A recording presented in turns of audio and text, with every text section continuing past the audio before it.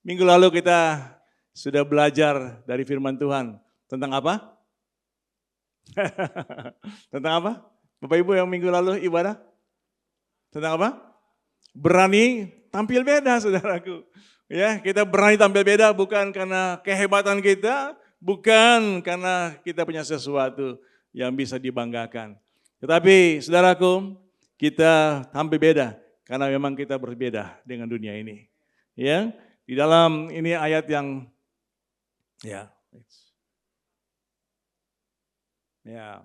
ayat ini yang tidak asing buat kita ya. Jadi, siapa yang ada di dalam Kristus, ia adalah ciptaan baru.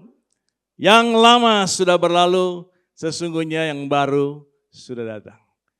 Saudara bersyukur, bangga saudara ada ciptaan baru? Amin. Ya, saudaraku, dan siapa ada di dalam Kristus, dia adalah ciptaan baru. Tapi apa kata firman Tuhan tentang siapa ya selain di ciptaan baru, di dalam ayat yang lain kita baca sama-sama 1, 2, 3. Barang siapa mengatakan bahwa ia ada di dalam dia, apa? Ia wajib hidup sama seperti Kristus telah hidup. Barang siapa yang ada di dalam Kristus? Tuh, sedikit tangan yang angkat sekarang, saudaraku. Kenapa? Karena harus hidup, wajib hidup seperti Kristus telah hidup. Ya, kita banyak kali kurang senang dengan kata wajib, saudaraku ya. Wajib hadir, komsel wajib hadir, ya, ibadah wajib hadir, saudaraku. Ya, firman Allah berkata, siapa yang mengaku dia ada di dalam Kristus, ia juga harus wajib hidup seperti Kristus telah hidup. Karena saudaraku, Yesus memanggil kita, Yesus menyelamatkan kita bukan hanya untuk nanti kita masuk surga. Tetapi Tuhan mau supaya selama kita hidup di dunia ini, kita hidup seperti Dia hidup. Ya, hidup seperti Yesus hidup atau serupa dengan Kristus adalah kehendak Allah dari semula. Kita lihat dulu sebuah ayat ini juga ayat yang tidak asing buat kita. Kita tahu sekarang bahwa Allah turut bekerja dalam segala sesuatu untuk mendatangkan kebaikan bagi mereka yang mengasihi Dia atau bagi mereka yang terpanggil sesuai dengan rencana Allah. Allah turut bekerja untuk mendatangkan kebaikan bukan kepada semua orang, tapi hanya untuk orang-orang yang apa? Mengasihi Dia. Orang-orang yang mengasihi Dia adalah orang-orang yang terpanggil sesuai dengan rencananya. Ayat ini muncul, ayat ini ada karena ayat berikutnya, saudaraku. Ya, ini ayat yang berikutnya, ayat 29. Sebab semua orang yang dipilihnya dari semula, mereka juga apa? Ditentukannya dari semula. Untuk apa? Untuk menjadi serupa dengan gambaran anaknya, supaya anaknya itu menjadi yang sulung di antara banyak saudara. Ayat 30 saya baca, dan mereka yang ditentukannya di semula, mereka itu juga dipanggilnya, dan mereka yang dipanggilnya, mereka itu juga dibenarkannya, dan mereka yang dibenarkannya, mereka itu juga dimuliakannya. Saudara, kita bersyukur Tuhan selamatkan kita, dan Tuhan telah menetapkan kita untuk menjadi apa? Serupa dengan gambaran anaknya atau dengan gambaran Kristus. Gambaran di sini artinya adalah image, ya, figur atau karakter Kristus. Ya, orang bisa melihat Kristus lewat hidup kita. Orang bisa percaya bahwa Yesus adalah Tuhan yang mengasihi lewat hidup kita. Karena saudaraku, kita mencerminkan gambaran Kristus, saudaraku. Ya, proses ini yang menjadi serupa dan segambar dengan Kristus bukanlah hal yang otomatis, tetapi ada sebuah proses yang kita semua harus jalani sejak kita percaya kepada Yesus sampai nanti kita kembali ke rumah Bapa. Ada proses yang terus kita akan jalani. Ya, ada begitu banyak hal yang Yesus punyai yang kita juga harus terus, saudaraku, diproses untuk memilikinya. Ya, kita lihat sebelum dahulu, saudaraku, firman Tuhan, apa yang firman Tuhan katakan tentang kita yang sudah dilahirkan baru. Kita akan baca dari Kolose pasal yang ketiga. Ya. Kolose pasal yang ketiga, jangan lagi kamu saling mendustai karena kamu telah menanggalkan manusia lama serta kelakuannya dan telah mengenakan manusia baru yang terus-menerus diperbaharui untuk memperoleh pengetahuan yang benar menurut gambar haliknya. Sekali lagi Bapak Ibu, kita tidak cukup hanya diselamatkan, tetapi Tuhan mau untuk kita terus mengalami pembaharuan demi pembaharuan. Sehingga kita boleh mengenal atau memiliki pengetahuan yang benar tentang halik kita, pencipta kita, yaitu Tuhan Yesus Kristus. Saudara, saudara siap berubah? Halo? Saudara siap dibaharui? Ya, apa yang saudara sudah dapatkan dari Tuhan, Tuhan mau terus tambahkan, Tuhan mau terus tumbuhkan, Tuhan mau saudara terus semakin hari kita serupa dan segambar dengan Dia. Ya. Selanjutnya, dalam ayat yang ke-11 dikatakan, dalam hal ini, yaitu di dalam kita sudah menjadi manusia baru, tiada lagi orang Yunani atau orang Yahudi, orang bersunat atau orang tak bersunat, orang barbar atau orang skit, budak atau orang merdeka, tetapi Kristus adalah semua dan di dalam segala sesuatu. Jadi Bapak Ibu, setiap orang yang ada di dalam Kristus, kita semua sama. Ya, tidak ada perbedaannya.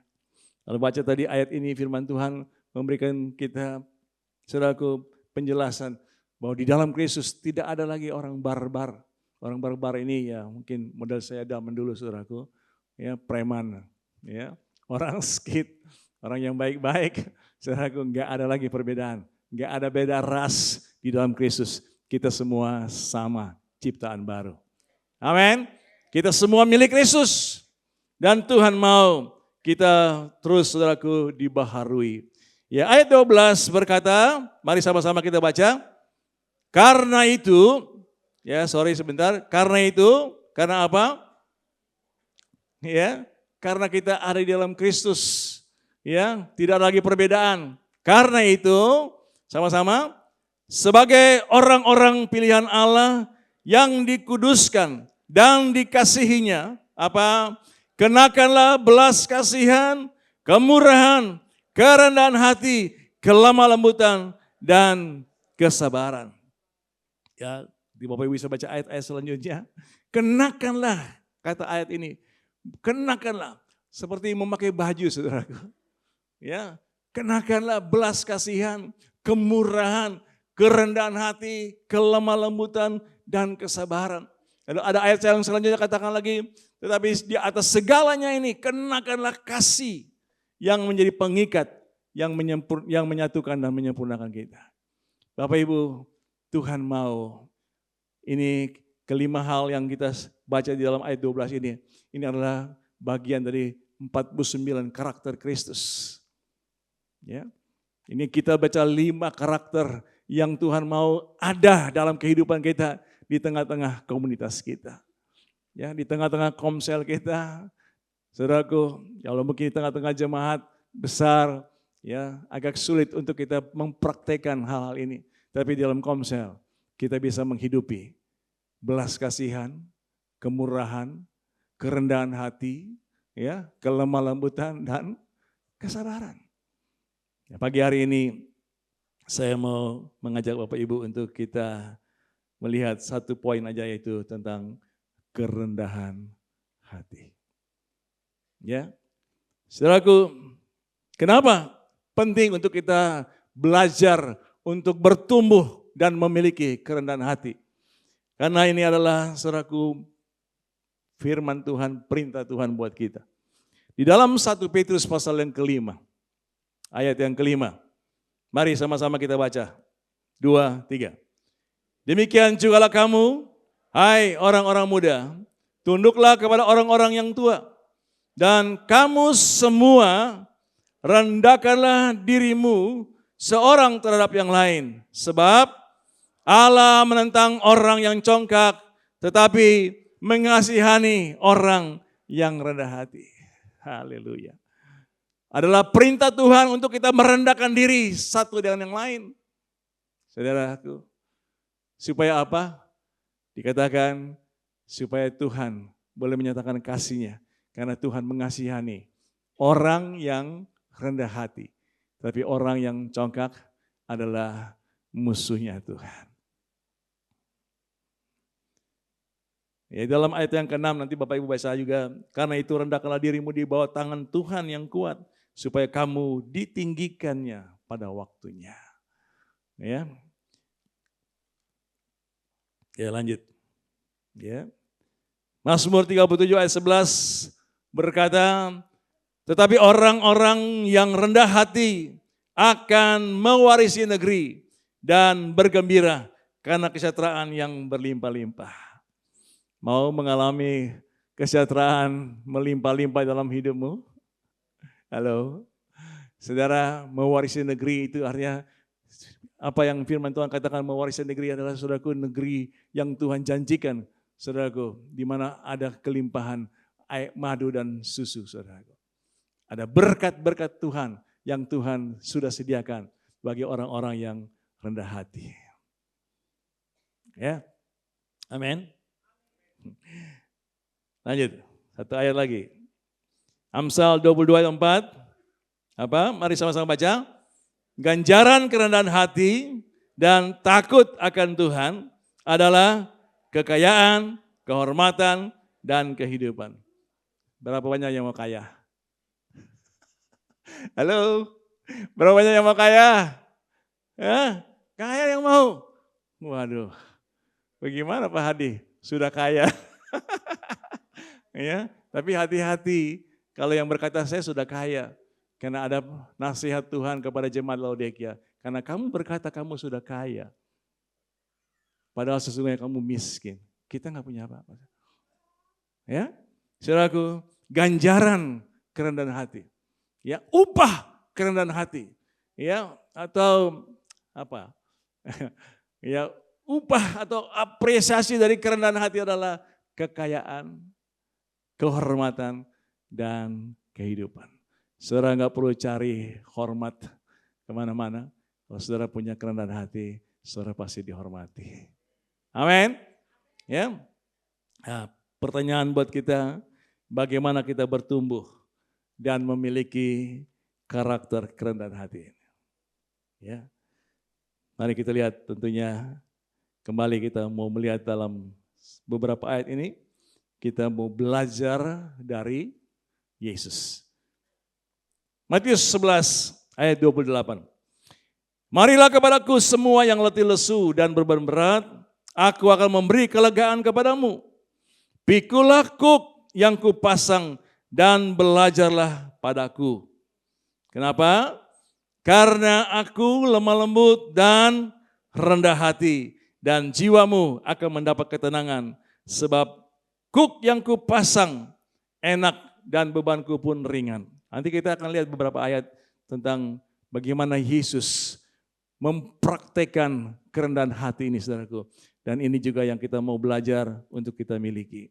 Ya, saya kutip dari beberapa referensi tentang ciri-ciri rendah hati. Saya hanya ambil beberapa poin yang kira-kiranya ya ini bisa dipahami. Ya. Apakah saudara punya ciri-ciri ini? Ya, orang yang rendah hati itu mau diajar dan belajar, tidak sombong, ya, bersedia dan berani mengakui kesalahan, tidak menyalahkan orang lain. Lanjut, menyadari kekurangan diri sendiri, menghargai kelebihan orang lain, bersedia menerima kritik, pendapat, dan saran orang lain. Nah, ini yang ke-8. Ya, tidak merasa iri dengan kesenangan atau kesusahan orang lain. Sebab ada orang yang senang melihat orang susah dan susah melihat orang senang. Ya. Saudara paham? Ya, orang yang senang melihat orang susah, tapi dia juga susah melihat orang senang. Ya, jangan ada di antara kita, saudaraku. Nah, kita mau melihat bagaimana, saudaraku, kita boleh praktekkan kerendahan hati ini di dalam komunitas kita, di dalam gereja kita. Filipi pasal yang kedua. Ya. Saya akan baca dulu ayat pertama. Jadi karena dalam Kristus ada nasihat, ada penghiburan kasih, ada persekutuan roh, ada kasih mesra dan belas kasihan. Karena itu, sempurnakanlah sukacitaku dengan ini. Hendaklah kamu sehati sepikir dalam satu kasih, satu jiwa, satu tujuan. Nah, ayat yang ketiga ini, dengan tidak mencari kepentingan sendiri atau puji-pujian yang sia-sia. Sebaliknya, hendaklah dengan rendah hati yang seorang menganggap yang lain lebih utama daripada dirinya sendiri. Ayat 4, dan janganlah tiap-tiap orang hanya memperhatikan kepentingannya sendiri, tetapi kepentingan orang lain juga. Nasihat firman Tuhan kepada jemaat di Filipi. Bagaimana mereka hidup dalam komunitas, ya, di dalam jemaat. Saudaraku, kalau kita hari ini ada di dalam jemaat, kita juga ada di dalam komsel. Bagaimana kita, saudaraku, memiliki atau mempunyai, mempraktikkan kerendahan hati ini. Dikatakan, hendaklah kamu ya dengan rendah hati yang seorang menganggap yang lain lebih utama daripada dirinya sendiri. Artinya apa, saudaraku? Enggak egois. Ya. Tidak egois. Kita datang ke dalam komsel bukan, saudaraku, untuk kita hanya menerima sesuatu, mendapatkan sesuatu. Tapi terlebih kita juga harus bisa memberikan sesuatu. Ya, mengutamakan, menganggap orang lain lebih utama. Saudaraku. Lalu kemudian juga memperhatikan kepentingan orang lain. Inilah yang mestinya, saudaraku, kita punyai di dalam komunitas kita. Amin. Ya, inilah kerendahan hati, saudaraku, yang Tuhan mau kita lakukan di dalam komunitas kita. Ya, tidak egois. Ya. Lanjut. Ya. Tadi ayat yang kelima berkata, hendaklah kamu dalam hidupmu bersama menaruh pikiran dan perasaan yang terdapat juga dalam Kristus. Di dalam hidupmu bersama, di dalam komsel kita, ya, di dalam area kita, juga kemudian mungkin saudaraku di dalam gereja kita ini, baik di Kelapa Gading ini, di KTC ataupun juga di Cakung, saudaraku, ya, inilah yang kita harus praktekkan, yaitu menaruh pikiran dan perasaan yang ada pada Kristus. Ya. Apa, saudaraku, yang dimaksudkan dengan pikiran dan perasaan Kristus? Kita lihat tuh ayat yang ke-6. Sama-sama baca yuk. Yang walaupun dalam rupa Allah tidak menganggap kesetaraan dengan Allah itu sebagai milik yang harus dipertahankan. Yesus tidak mempertahankan haknya, statusnya sebagai Allah. Saudaraku, dia tidak mempertahankan posisinya sebagai Allah. Dan dia punya kuasa sebagai Allah. Tapi dia tidak mempertahankan itu. Ya, saudaraku, kerendahan hati di sini adalah menyerahkan hak. Ya, tidak mempertahankan hak. Ada penyerahan hak. Ya, ada banyak hak-hak yang perlu, saudaraku, kita serahkan. Hak untuk dihargai, hak untuk dihormati, ya, hak untuk ya diakui, saudaraku. Ada banyak hak yang lain lagi, termasuk hak sepatu.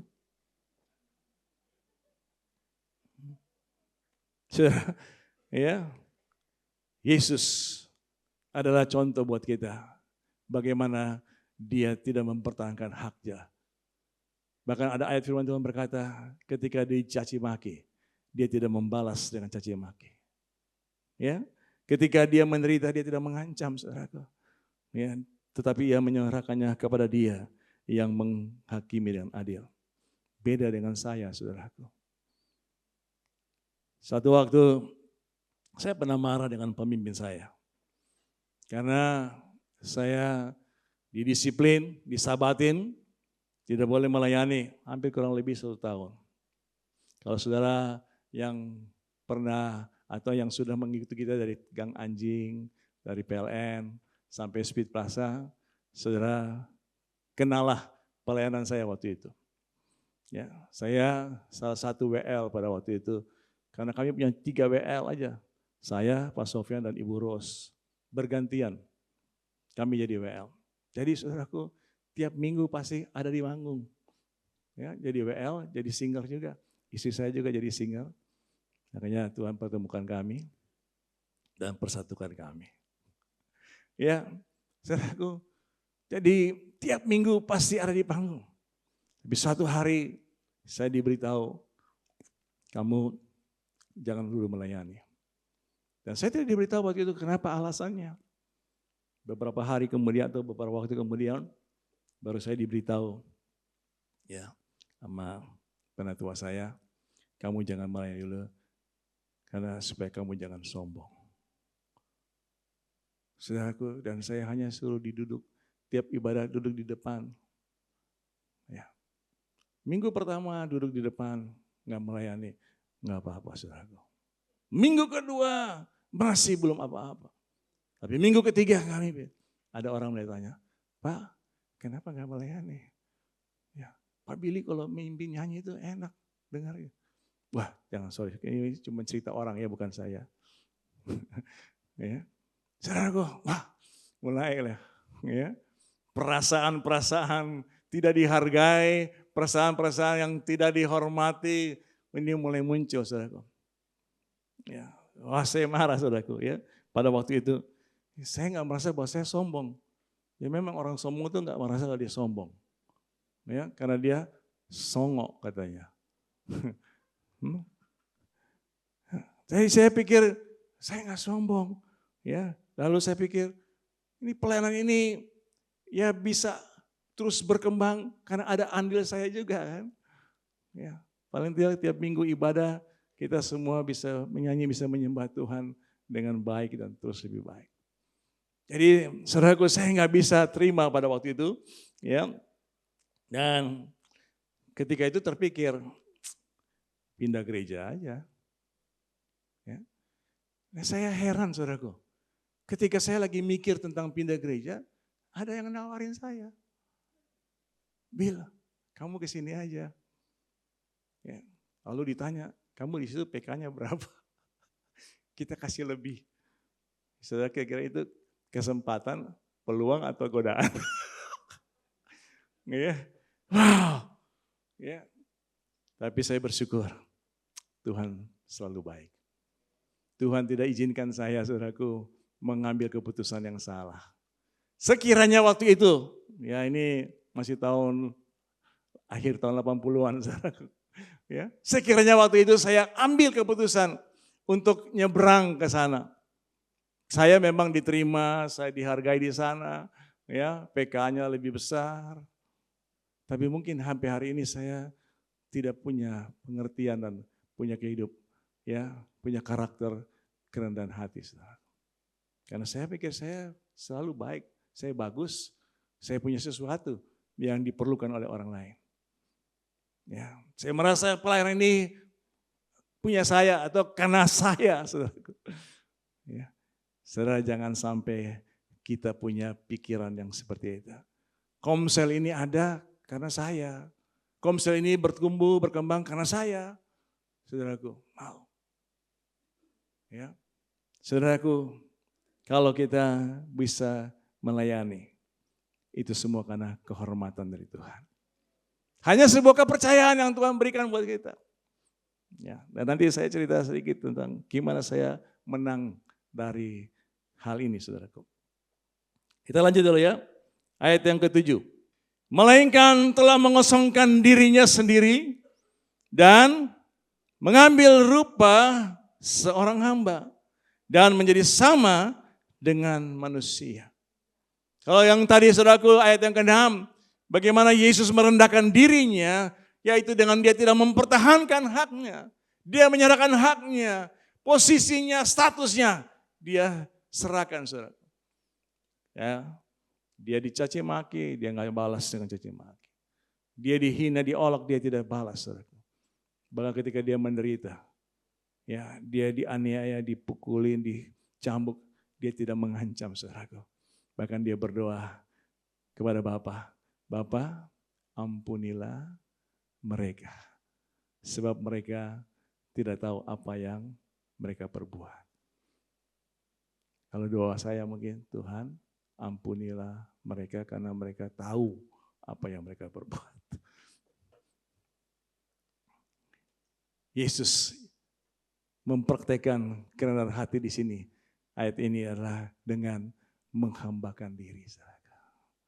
Ya, kata hamba di situ adalah doulos. Doulos itu adalah seorang hamba yang sudah tidak lagi berharga. Mungkin dia sudah tua, mungkin dia juga ya punya cacat fisik. Dia tidak lagi ya terlalu berguna buat tuannya. Mau dijual pun saudaraku nggak laku. Nah kerjaannya dia punya tugas adalah duduk di depan pintu untuk membasuh kaki tuannya atau tamu-tamu yang masuk ke rumah ya tuannya. Yesus mengambil rupa ini saudaraku. Yaitu ketika dia membasuh kaki murid-muridnya. Ya. Hamba tidak memiliki apa-apa. Ya. Hamba hanyalah melayani, bukan dilayani. Saudaraku, kita ini memang statusnya adalah anak Allah. Tetapi dalam pelayanan, kita harus punya hati hamba. Ya. Saudara, saya belajar ya, di sini ayat ini, nothing tulus. Gak ada yang hilang, gak ada yang dirugikan dari saya. Saudara. Kalau ada pelayanan yang saya sudah lakukan, pelayanan yang bahkan sudah saya memulainya, kemudian diambil, dikasih ke orang lain. Nothing tulus, saudara. Tapi saya belajar ini bertahun-tahun. Ya. Sampai suatu ketika, saya bersyukur Tuhan baik buat saya. Ya, Tuhan juga baik buat saudara. Ya. Dia tidak izinkan saya terus ada dalam perasaan, larut dengan perasaan pikiran yang, wah ini kan punya saya. Lalu saya mulai melihat kekurangan pemimpin saya mulai lihat kelemahan pemimpin saya nggak hormati dia, saya nggak menghargai dia. Ya akibatnya, ya saya juga jadi mandek rohani saya jadi nggak bertumbuh. Ya, sampai Tuhan kemudian saya dituntun, ya, Roh Kudus, ya nanti kita lihat ayat-ayatnya, saudaraku, ya menuntun saya untuk saya bisa kemudian berkata, let it go. Ya saya bisa melepaskan itu, saudaraku. Ya ini dalam pelayanan, mungkin saudara ada dalam pekerjaan, ada di dalam bisnis. Ya, firman Tuhan berkata, apapun yang kamu perbuat, berbuatlah itu seperti untuk Tuhan, bukan manusia. Jadi kalau saudara dalam pekerjaanmu engkau mungkin disalahkan, padahal engkau enggak salah. Ya. Engkau dirugikan, padahal bukan kesalahanmu. Puji Tuhan. Belajar menjadi hamba, saudara.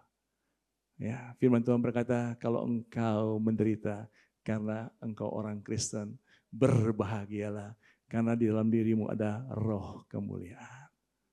Amin. Ya, haleluya. Ya, saudaraku, kita mau terus belajar punya kerendahan hati. Ya, kenapa? Dalam pekerjaan, dalam bisnismu, kalau ada hal-hal yang merugikan saudaraku, tetap mau rendah hati. Sebab segala sesuatu dari Dia, oleh Dia, dan kepada Dia. Bagi Dialah kemuliaan untuk selama-lamanya. Ayat 8. Dan dalam keadaan sebagai manusia, Ia telah merendahkan dirinya dan taat sampai mati. Bahkan sampai mati di kayu salib. Saudaraku, rendah hati adalah taat kepada otoritas. Yesus taat kepada Bapaknya. Bapaknya adalah otoritasnya yang telah mengutus dia ke dunia ini. Dan dia taat kepada otoritas sampai mati di kayu salib. Tadi kita lihat dalam ayat yang ke-6, dia adalah Allah, tapi dia tidak pertahankan haknya. Dan dia sudah mengambil rupa seorang hamba. Dan terlebih lagi, kemudian dia mau taat sampai mati. Nah, saya minta waktu.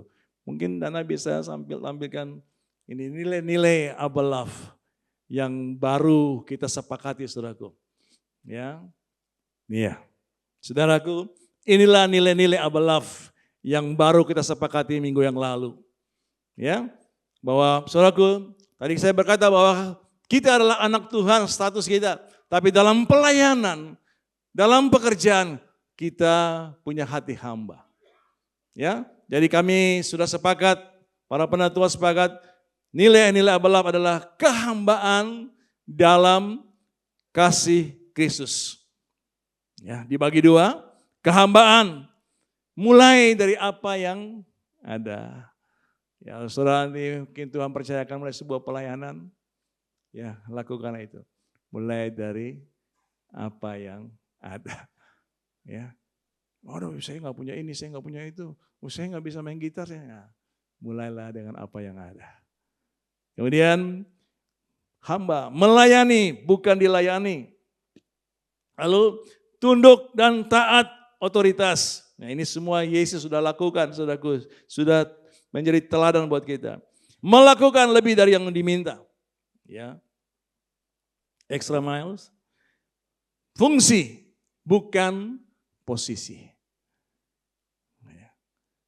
Penyerahan hak, akuntabilitas terhadap pemimpin dan sesama. Lalu kasih Kristus, hidup berpusatkan Kristus, hubungan persaudaraan, kesatuan tubuh Kristus, mengasihi yang terhilang. Jadi saudaraku, bagaimana kita mempunyai kerendahan hati. Kita terus bertumbuh dan menjadi serupa dengan Kristus dalam kerendahan hati. Ya, pertama tadi kita belajar dari Yesus. Nanti saudara bisa renungkan kembali. Filipi 2 ayat 6 sampai dengan 8 ini. Ya, oleh sebab itu Tuhan meninggikan dia, saudaraku. Ya, dan dalam namanya bertekuk lutut semua Tuhan, ya ciptaan, dan semua lidah mengaku dia adalah Tuhan. Yang kedua, bagaimana saudaraku kita boleh bertumbuh dalam karakter kerendahan hati. Dipenuhi dan dipimpin oleh Roh Kudus. Saya bacakan ayat ini, Yohanes 16 ayat 13. Tetapi apabila ia datang, yaitu Roh kebenaran, ia akan memimpin kamu ke dalam seluruh kebenaran. Sebab ia tidak akan berkata-kata dari dirinya sendiri, tetapi segala sesuatu yang didengarnya, itulah yang dikatakannya. Dan ia akan memberitakan kepadamu hal-hal yang akan datang. Roh Kudus, Roh kebenaran akan membawa kita ke dalam seluruh kebenaran. Dan saya bersyukur, ya saudaraku, dalam perenungan saya, Roh Kudus terus menuntun saya. Saya ngerti ayat firman Tuhan, Roma 12 ayat 2 itu. Berubahlah oleh pembaharuan budimu. Ya, mesti berubah. Saya mau berubah. Tapi kok sulit. Ya. Dan saya bersyukur Roh Kudus mengingatkan saya ada sebuah ayat di dalam Galatia 5 yang berkata begini. Hiduplah oleh Roh, maka kamu tidak akan menggenapi keinginan daging. Ya, Galatia 5 ayat 16. Keinginan daging, kesombongan, saudaraku, kemarahan, apalagi iri hati, egois, percabulan dan sebagainya. Hiduplah oleh Roh. Artinya saudaraku kita dipimpin dan dipenuhi oleh Roh Kudus. Maka keinginan-keinginan daging saudaraku akan ya dilenyapkan. Saudaraku. Saya bersyukur. Dalam perenungan saya ada satu ayat. Sebutnya ini dari satu perikop. Nanti Bapak Ibu boleh baca Lukas pasal 17 ayat 7 sampai dengan 10. Yesus sedang mengajarkan murid-muridnya tentang tuan dan hamba. Dan saya mau baca ayat yang ke-10-nya.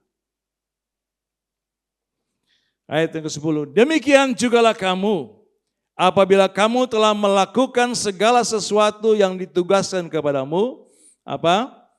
Hendaklah kamu berkata, kami adalah hamba-hamba yang tidak berguna. Kami hanya melakukan apa yang kami harus lakukan.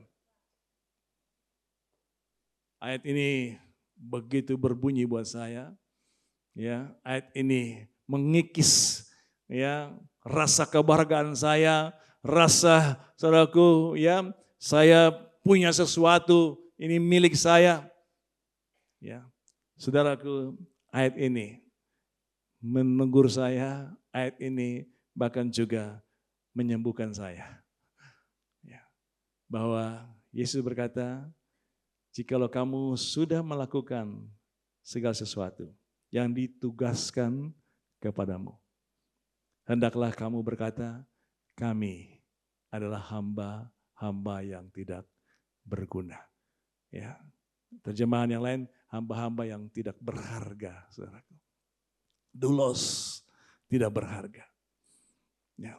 Dengan demikian kita enggak jatuh dalam kesombongan. Demikian kita bisa terus bertumbuh dalam kerendahan hati. Ya. Saya bersyukur proses ini saya boleh alami, ya. Dan hari ini ya saya masih dalam proses belum sempurna. Ya masih ada banyak yang lain yang saya terus sedang diproses Tuhan. Jadi saya bersyukur ya Tuhan baik. Amin. Tuhan juga baik buat saudara. Ya. Mungkin kalau saudara juga sedang mengalami pergumulan seperti saya di waktu yang lalu. Mari belajar dari Yesus dan minta pimpinan dan tuntunan Roh Kudus. Ya, saudara pasti akan menang. Ya, saudara pasti akan menang karena inilah firman Tuhan. Ya. Oke. Karena waktu saya lewat ya, slide yang terakhir saya lewat. Oke, mari sama-sama kita baca closing statement ini. 1, 2, 3. Orang yang rendah hati adalah orang yang telah menang atas dirinya sendiri. Boleh katakan kepada saudara sebelah saudara? Orang yang rendah hati adalah orang yang telah menang atas dirinya sendiri. Amin. Saudaraku, itulah yang saya alami ya dalam pimpinan Tuhan, pimpinan Roh Kudus, saya boleh menang atas diri saya sendiri. Ya, saudaraku, sehingga apapun yang hari ini saya dipercayakan, kalau Tuhan mau pindahkan ke orang lain, puji Tuhan. Ya, let it go. Tuhan Yesus memberkati saudara.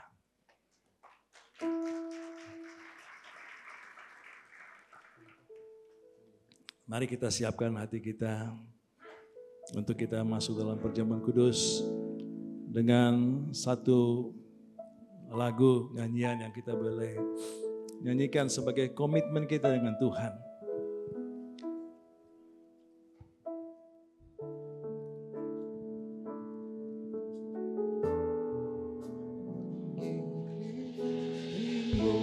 Seumur hidupku masuk dalam rencana-Mu Bapa, pikiranku, kehendakku, ku serahkan padamu, harapanku hanya di dalam-Mu. Ku kan teguh bersama-Mu Tuhan, jadikanku bejana-Mu untuk memuji mengiringmu Tuhan. Tuhan, seumur hidup inilah nyanyian kami, pengakuan kami kepadamu Tuhan. Pikiran kami, kehendak kami serahkan kepadamu Tuhan. Biar apa yang kau kehendaki terjadi atas kami. ku serahkan padamu. Oh, harapanku, oh hanya di dalam-Mu. Ku kan teguh bersama-Mu Tuhan. Jadikanku berjanamu untuk memuliakan-Mu. Singer boleh nyanyikan ini dengan perlahan. Mari saudaraku, biarlah hatimu dan pikiranmu sungguh-sungguh tertuju kepada Tuhan. Serahkan semua keberadaanmu kepada Dia. Karena Dia punya rancangan, punya kehendak dari semula untuk saudara dan saya menjadi serupa dan segambar dengan Kristus. Kita sudah ditentukan dari semula.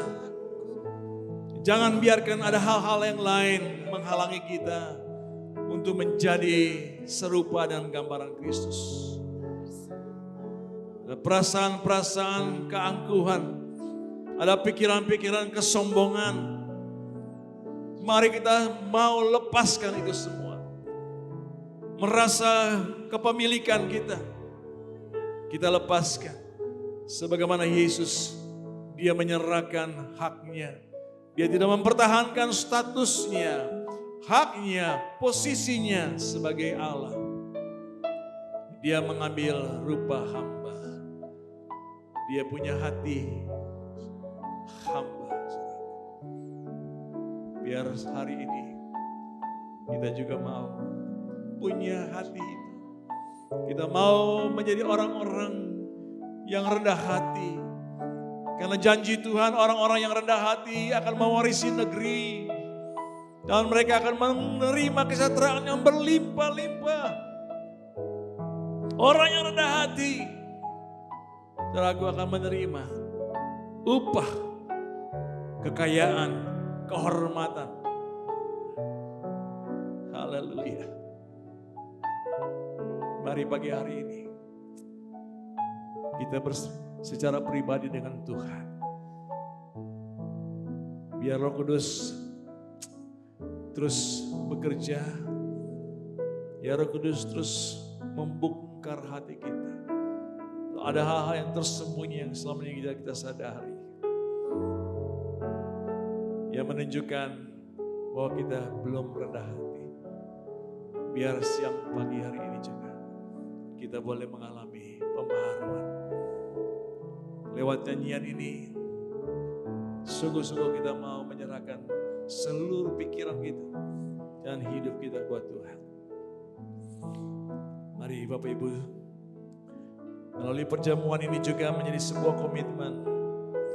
Karena firman Tuhan berkata, setiap kali kamu makan dan roti ini dan minum cawan ini, kamu memberitakan kematian Tuhan sampai Ia kembali. Bahwa hidup kita akan menjadi saksi Tuhan. Bahwa Yesus telah mati dan bangkit. Dan Dia begitu mengasihi setiap orang. Karena Dia menghendaki semua orang diselamatkan. Mari siapkan roti dan anggur. Saya akan bacakan beberapa ayat firman Tuhan. Dari Efesus pasal yang pertama. Ayat 1 sampai dengan 8. Saya baca dari ayat yang ketiga. Terpujilah Allah dan Bapa Tuhan kita Yesus Kristus, yang dalam Kristus telah mengaruniakan kepada kita segala berkat rohani di dalam surga. Sebab di dalam Dia Allah telah memilih kita sebelum dunia dijadikan. supaya kita kudus dan tak bercacat di hadapannya. Dalam kasih, Ia telah menentukan kita dari semula oleh Yesus Kristus untuk menjadi anak-anaknya sesuai dengan kerelaan kehendak-Nya. Supaya terpujilah kasih karunia yang mulia yang dikaruniakannya kepada kita di dalam Dia yang dikasihinya. Sebab di dalam Dia dan oleh darah-Nya kita beroleh penebusan, yaitu pengampunan dosa menurut kekayaan kasih karunia-Nya yang dilimpahkannya kepada kita dalam segala hikmat dan pengertian. Hari saya jemput Bapak Ibu berdiri. Dan kita boleh mengangkat roti di tangan kita. Kita bersyukur.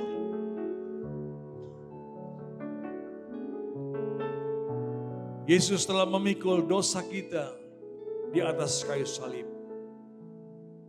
Supaya kita yang telah mati bagi dosa, kita hidup untuk kebenaran. Yesus telah menyerahkan tubuhnya untuk dilukai, untuk dihancurkan dengan cambukan, dengan mahkota duri, bahkan dengan paku-paku itu. Supaya oleh bilur-bilurnya itu, kita yang percaya telah sembuh. Haleluya. Haleluya. Mari bersyukur untuk tubuh Yesus yang telah dipersembahkan bagimu. Dan terimalah berkat-Nya pagi hari ini. Yang sakit engkau disembuhkan. Yang lemah engkau dikuatkan. Yang tawar hati engkau dihiburkan. Yang engkau sedang bergumul dalam pekerjaanmu, bergumul dalam bisnismu. Tuhan memberikan hikmat pagi hari ini. Tuhan memberikan jalan keluar bagimu pagi hari ini. Di dalam nama Yesus. Makanlah.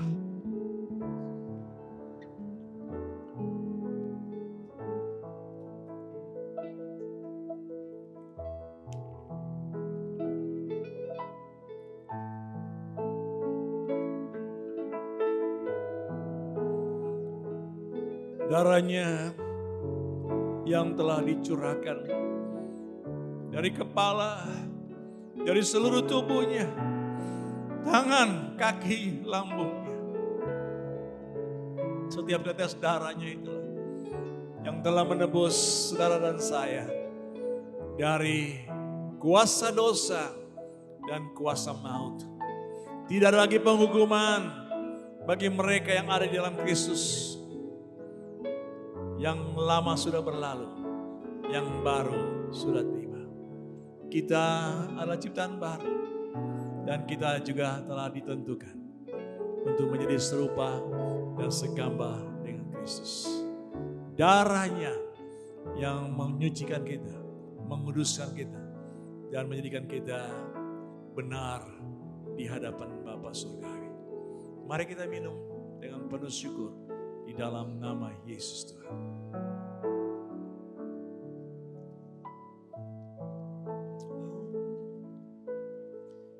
Oh, haleluya. Terima kasih Tuhan. Kami bersyukur untuk kasih sayang-Mu.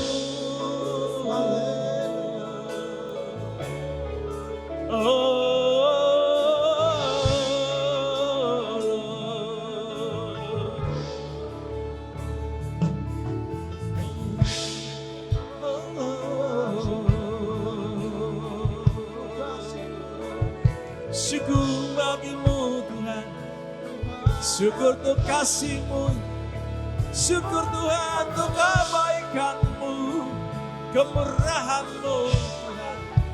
Oh haleluya.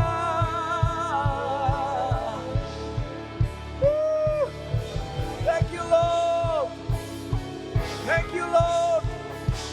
Sherere barasandara labo, yerele naralamo.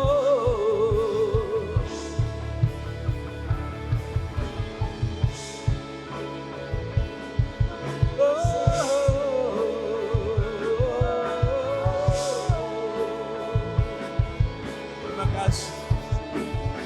kasih. Terima kasih. Haleluya. Ya. Terima kasih oh Lord Jesus. Tuhan, sembuhkan yang sakit. Ya, kuatkan, teguhkan yang oh Lord, haleluya. Syukur bagimu Tuhan. Syukur bagimu Tuhan. Segala hormat bagimu Tuhan. Allah yang mengasihiku. Allah yang memeliharaku. Oh, syukur bagimu Tuhan. Segala hormat bagimu Tuhan. Allah yang mengasihiku. Allah yang memeliharaku.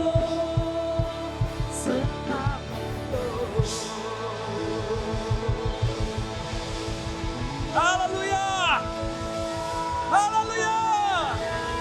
Lord Jesus. Mari saudaraku kita bersyukur untuk berkat-berkat Tuhan yang telah diberikan buat kita. Tuhan telah menitipkan kepada kita berkat-berkat-Nya.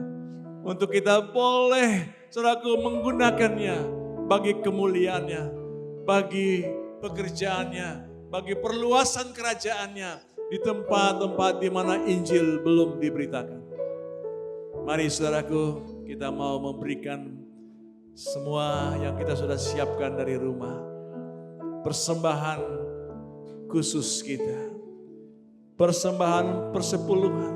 Persembahan diakonia. Persembahan apapun yang Bapak Ibu bawa pagi hari ini kepada Tuhan. Mari kita mau bersyukur. Bapak, terima kasih. Kalau hari ini kami boleh Tuhan mempersembahkan sesuatu yang Engkau berikan buat kami. Kami mau memberikan ini dengan sukacita Tuhan. Biar Engkau menguduskan semuanya ini. Engkau pakai setiap persembahan kami ini untuk kemuliaan-Mu Tuhan. Tuhan berkati orang-orang yang mengaturnya, yang mengelolanya Tuhan. Sehingga Injil Kerajaan-Mu boleh diberitakan sampai ke ujung bumi. Terima kasih Tuhan. Karena Engkau yang sudah memberkati kami dengan hikmat-Mu, dengan kecerdasan-Mu, dengan keahlian-Mu. Kami boleh memperoleh semuanya ini. Dan kami mau memberikan ini kembali kepada Tuhan. Dengan penuh syukur dan sukacita. Haleluya. Tuhan berkati setiap umat-Mu, anak-anak-Mu yang ada hari ini. Bahkan juga yang Tuhan mengikuti ibadah ini dari online. Tuhan berkati semua umat-Mu Tuhan. Biar sepanjang minggu mendatang. Apa yang telah Engkau rencanakan dari semula itu. Boleh terjadi dalam setiap pribadi. Dalam setiap rumah tangga. Dalam setiap pekerjaan. Dalam setiap bisnis anak-anak-Mu Tuhan. Bahkan juga dalam setiap pelayanan. Yang Tuhan percayakan kami lakukan sepanjang minggu mendatang.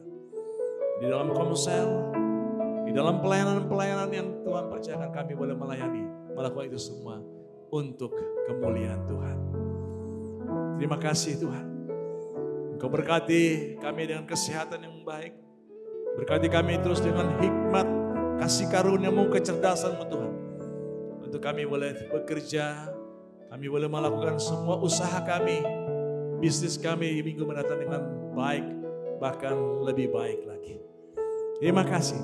Engkau yang memegari kami dengan kuasa-Mu Tuhan dan kemuliaan-Mu. Sehingga tidak ada yang jahat boleh masuk dalam kehidupan kami, dalam keluarga kami, dalam pekerjaan kami, dalam bisnis kami. Tuhan, kami tolak semua itu dalam nama Yesus. Dan Tuhan berkati kami untuk terus menjadi berkat dimanapun kami berada. Mari Bapak Ibu, sebentar kita akan tinggalkan tempat ini. Tapi kita bersyukur dan kita mau terus bersyukur. percaya bahwa kita ada berjalan bersama dengan Tuhan. Kita adalah terang dunia ini. Kita adalah garam dunia ini. Pergilah dan jadilah terang dan garam di mana engkau berada sepanjang minggu mendatang. Di dalam nama Tuhan Yesus Kristus. Haleluya. Amin. Shalom, selamat hari Minggu. Tuhan Yesus memberkati.